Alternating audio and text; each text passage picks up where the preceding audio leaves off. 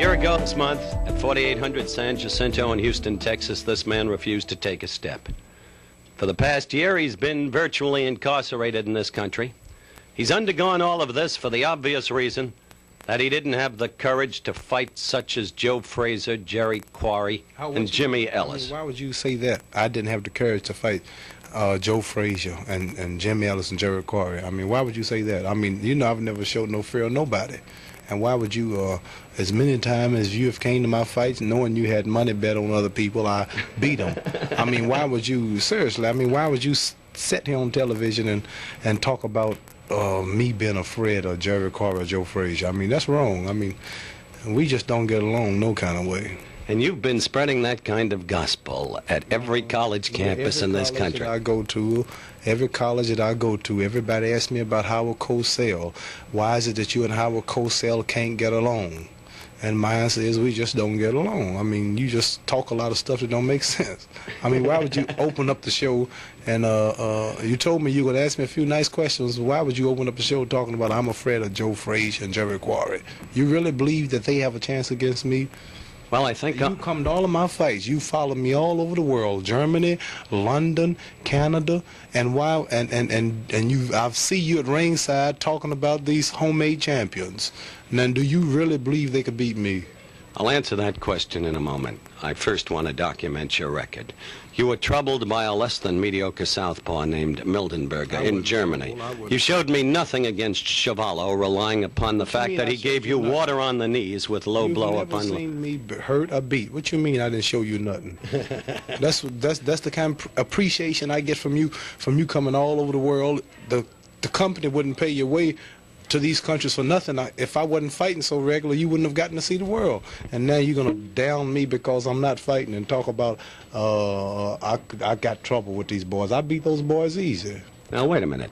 This marvelous wristwatch. What were you frightened of? I wasn't gonna hit you. Why did you move? I mean, why would you jump over here? Because I want the people to see the wristwatch that you bought in Frankfurt, West Germany. Yeah. Only because I found the person who'd sell it to you more cheaply than anybody else in the whole country. Well, for once well, after all, I mean, what's you getting me a deal on a watch? If it wasn't for me, you wouldn't have got to see Germany. All right, my record is clear. And I will shuffle again. Don't you worry. You get your homemade champions ready and line them all up. I'll be watching the television with you at ringside, popping off about how hard he hits and this and that. You let Ellis and Quarry fight it out, and then let Joe Frazier meet the winner, or whoever the homemade champion is, I may say the Mickey Mouse title. I have a belt at home. Says world heavyweight champion. And for a man to be the champion, he's going to have to take my belt. And the day that he meet me, and if he beat me, I'm going to hand him my belt.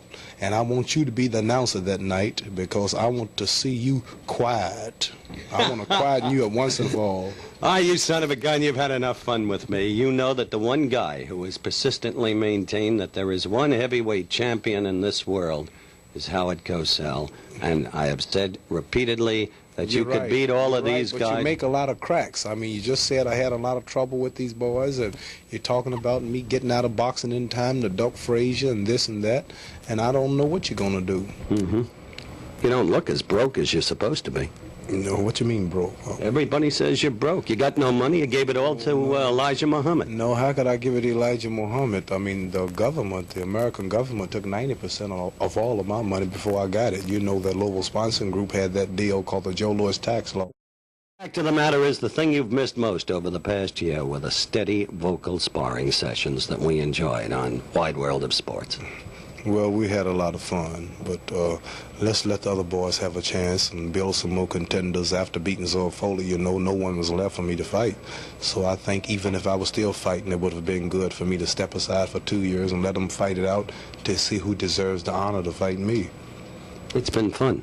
We've missed it. Well, things make it better soon. One more shuffle. Well, if I do the shuffle, you might have to scuffle.